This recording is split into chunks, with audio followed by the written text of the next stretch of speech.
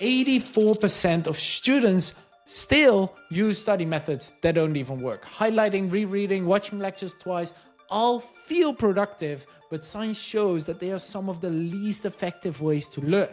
I will teach you how to study so fast it feels illegal. And even if you've procrastinated until the last moment, if you use these 6 techniques, you can still score very high, save your semester, and finally study in a way that actually works. So let's get into it. The first thing we cover is Bloom's taxonomy, the foundation of every study method. Most people never learn how learning actually works. Every study method you have ever used, good or bad, fits into a simple model called Bloom's taxonomy. And there are 6 different levels: remembering, understanding, applying, analyzing, evaluating, and creating. And here's the truth.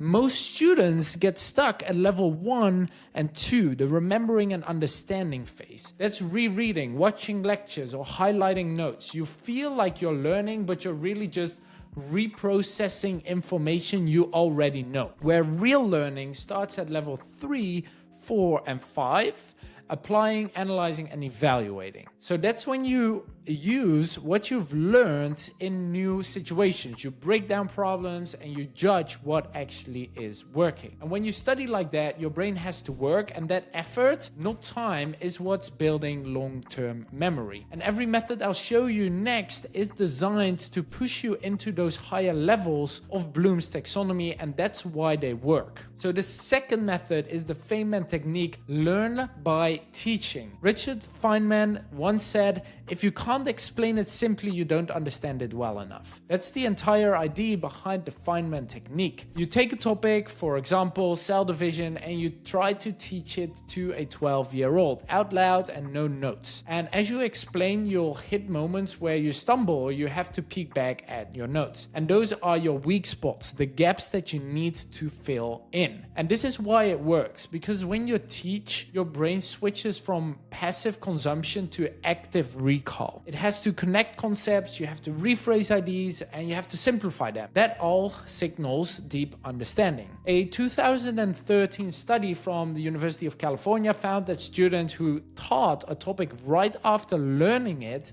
scored 29% higher on their test compared to those who just reread their notes. You don't need an audience. You can do it with your phone camera in front of a mirror, or like I used to do it, talking to a wall or indeed a camera. The key here is simplicity. If it's confusing, you don't know it yet. So avoid turning this information then into a script or an essay. It's not about memorizing. It's about proving to yourself that you understand this material. Method number 3 is practice questions. Turn knowledge into action. If Bloom's taxonomy tells us to focus on applying and analyzing, then this method is how you do that. Practice questions are your best friends, not because they tell you what will be on an exam, but because they train your brain to retrieve information. And every time you pull an answer out of your memory, you're strengthening the neural pathways. And that's called active recalling, and it's one of the most studied and proven learning techniques in cognitive science. A 2011 study from Purdue University compared students who reread notes versus those who practiced recall. After a week, the rereaders forgot 50% of what they learned, and the recall group remembered almost everything. So here's how to use it. After your lectures, make 5 to 10 questions per topic. Do not, I repeat, do not copy from a question bank. Create your own questions. Then quiz yourself without looking at your notes, and try to avoid doing passive multiple choice guessing here. You want to write, you want to speak, or you want to draw the answers from memory. And that's what makes your brain fired. Fourth method is Whiteboard's rehearsal, the active recalling upgrade. This method is very powerful also for visual learners. So you want to take a whiteboard and you want to write everything down you know about a topic again from memory. Then you check your notes and you see what you have missed. You will immediately see your blind spots again. And this is why it works. You're basically combining active recall with spatial memory and visual reinforcement. So when you physically write and move around, your brain encodes the information differently than when you type or just sit still. In one study from the University of Tokyo, students who wrote out their thoughts on whiteboards performed significantly better on problem-solving tasks compared to those who only typed their answers. So you can do this solo or you can do this in a group.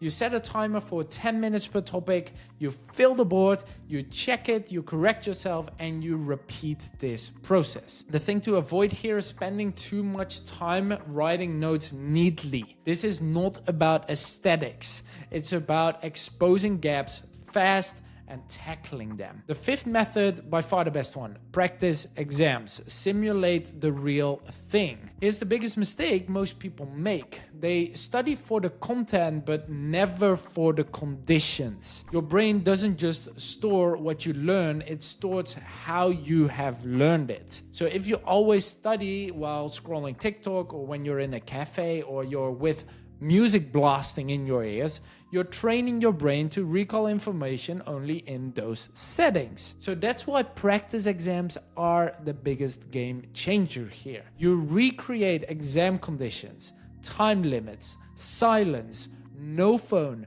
no notes, and you train your brain to perform under pressure. Research from Washington University found that students who practiced full-length mock exams improved their scores by 25% compared to those who only reviewed material. Here's how to do it. You want to pick one day each week to simulate a test. No notes, time yourself, and grade yourself honestly. Afterwards, mark every question you struggled with, and those become your targets for the next week. If you don't have any mock exams available, this is the exact prompt my students use to create their own practice exams in ChatGPT. It's, I'm on a XYZ course and I need to take an exam soon. I want to create a practice exam for myself. Base this exam on the 5 layers of Bloom's taxonomy. Remember, understand, apply, analyze, and evaluate, such that I'm testing myself across all levels. Here are some topics that I have to cover. Insert your topics. I want you to give me the following question types: multiple choice, open-ended, mix and match, and case study questions. Create an exam covering the topics, use the different layers and question types, max 10 questions, mix up the topics around the exams. Don't give me the answers yet. If you use this prompt, you'll get exam questions in a second. Avoid checking the answers midway, okay? That kills the whole point. You're not testing knowledge, you're really testing your retrieval and application of that knowledge. And step number 6 is spaced repetition. Timing is everything. You've probably heard people say, don't cram, but here's why that is true. When you study something once, you'll forget most of it within days. Instead of reviewing everything at once, you review right before you forget. Every review strengthens your memory and flattens out that forgetting curve. To wrap everything up, you want to use the earlier mentioned learning methods, Feynman technique, whiteboard rehearsal, practice questions, and practice exams on increasing intervals. So you can do it manually.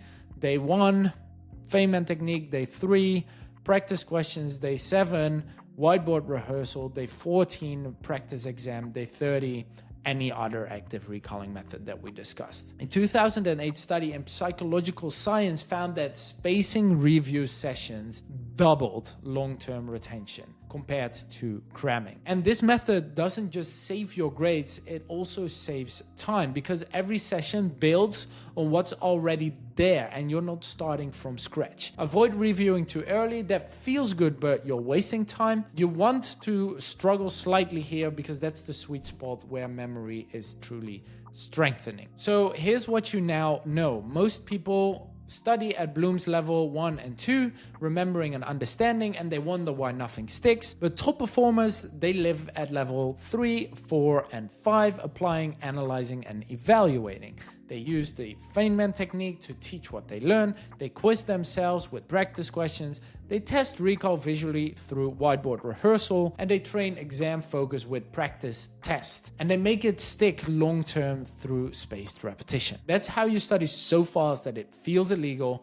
even if you've procrastinated, even if exams are in 7 days, these methods can still pull you out, because it's not about more time, it's about better strategy. If you want to see exactly how to plan these methods into your week, how to build a schedule that fits around work, lectures, and your social life, then make sure to watch this next video. Your brain's ready, and now it's time to use it in the right way.